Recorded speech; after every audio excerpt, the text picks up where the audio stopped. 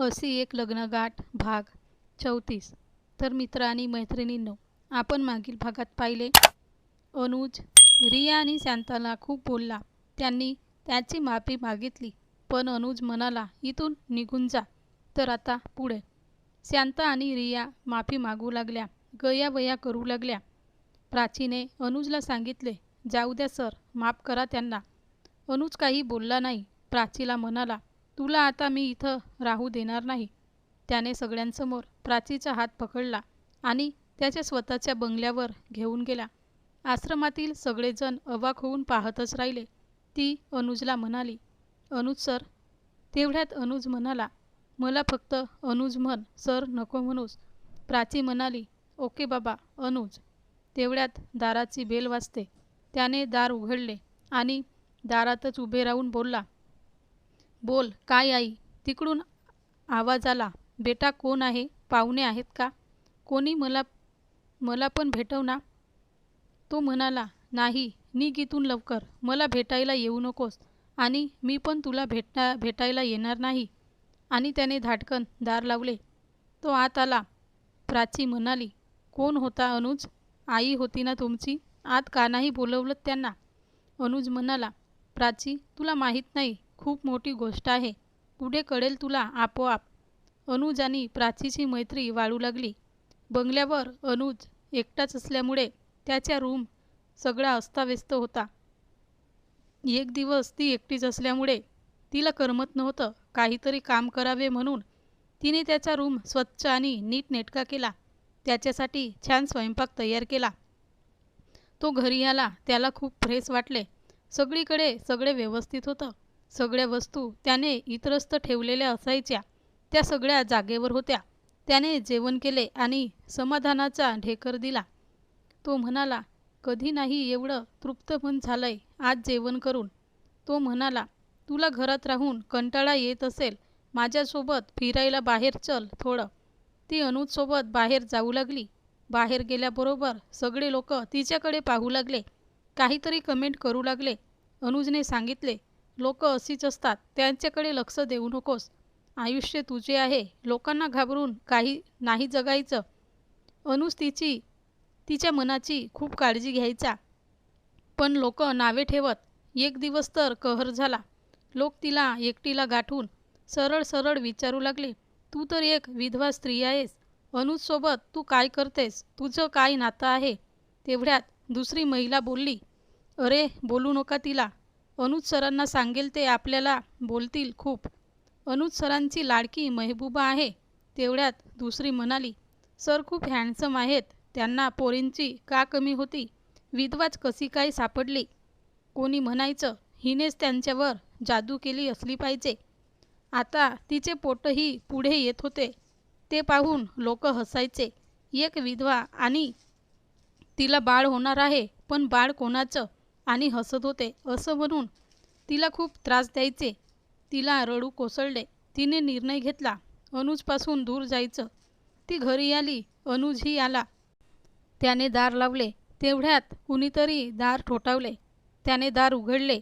अनुजची आई होती.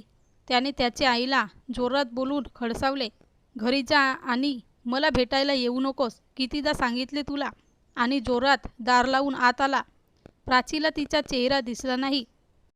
प्राची म्हणाली, अनुज कोण आहेत, त्या पुन्हा पुन्हा येतात, तुमची आई आहेत ना, त्यांना असं का बोलता, काय आहे हे सगळं गोंड बंगाल, सांगा मला. अनुज रागातच म्हणाला, काहीच नाही, आणि तुला सांगून ठेवतो प्राची, मी तुझ्याबद्दल काहीच विचारत नाही, तूही मला काही विचारू नकोस. आणि तो त्याच्या रूममध्ये निघून गेला. थोड्या वेळात अनुजचे डोके शांत झाले. त्याने पाहिले की प्राची अजून रूममध्येच आहे, बाहेर निघालेली नाहीच. त्याला वाटलं आपण जास्तच बोललो, तिला खूप राग आला असेल. त्याने तिच्यासाठी नाश्ता तयार केला आणि तिच्या रूमचे दार ठोठावले. प्राची दार उघड, बघ तुझ्यासाठी मी माझ्या हातांनी नाश्ता तयार करून आणला आहे. तिकडून काहीच आवाज येत नव्हता. तो म्हणाला, अरे बाबा किती रागावशील, सॉरी, ये ना आता. पण तरीही काहीच आवाज न आल्यामुळे त्याने दार धक्का मारून उघडले. आत पाहिले तर प्राची तिथे नव्हती. तिथेच तिच्या बेडवर एक चिठ्ठी लिहिलेली होती. त्याने चिठ्ठी वाचली. त्यात लिहिलं होतं, अनुज, मला माफ करा. माझ्यामुळे तुमची नामुष्की होत होती. माझ्यामुळे तुमची लोकांमध्ये मानहानी होत होती. माझ्यामुळेच तुम्ही तुमच्या आईपासून लांब राहत आहात. You are very nice Anuj. I love you so much Anuj. I will miss you.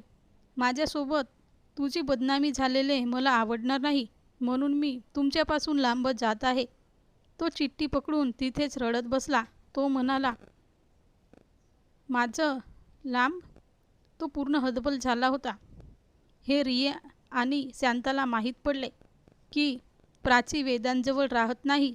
त्यांनी एकमेकांना सांगितले आणि त्यांच्याबद्दल त्यांना कायमचे वेगळे करण्याचा प्लॅन करू लागले.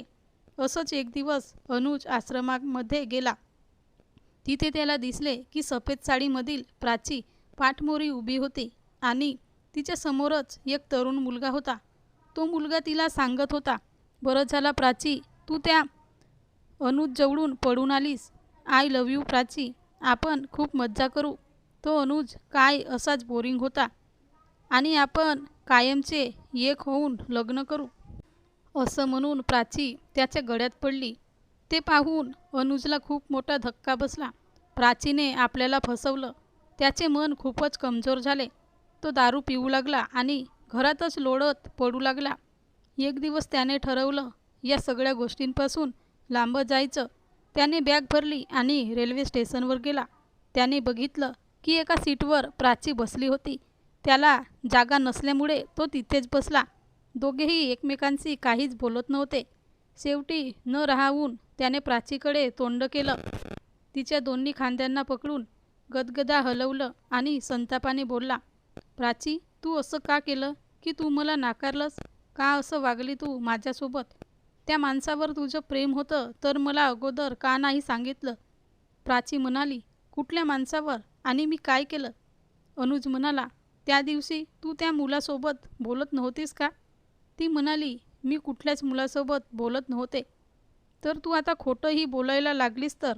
तेवढ्यात तिच्या पोटात अचानक कळा येऊ लागल्या. डॉक्टरने सांगितले तिला थोडासाही त्रास व्हायला नको. खूप कमजोर आहे ती. अनुजने तिला घरी आणलं आणि तिची काळजी घेऊ लागला. एक दिवस अनुज आश्रम शाळेतल्या रियाच्या रूमच्या बाजूने जात होता. तिथे त्याला अचानक शांता आणि रियाचे शब्द ऐकू आले. आपला प्लॅन सक्सेस झाला होता, पण अनुज तिला अजून घरी घेऊन आला. ते ऐकल्यावर अनुजला शंका निर्माण झाली. तो घरी आला. पाहतो तर प्राची घरी नव्हती, पण तिच्या बेडवर फक्त एक चिठ्ठी लिहून पडली होती. त्याने चिठ्ठी उचलली आणि उघडून वाचू लागला. अनुज, मी तुमच्यावर खूप प्रेम करू लागली होती, पण मी वेडी आहे. मला समजायला पाहिजे होतं की आजपर्यंत मी ज्याच्यावर प्रेम केलं ते मला सोडून गेले, म्हणून तुम्हीही जाल.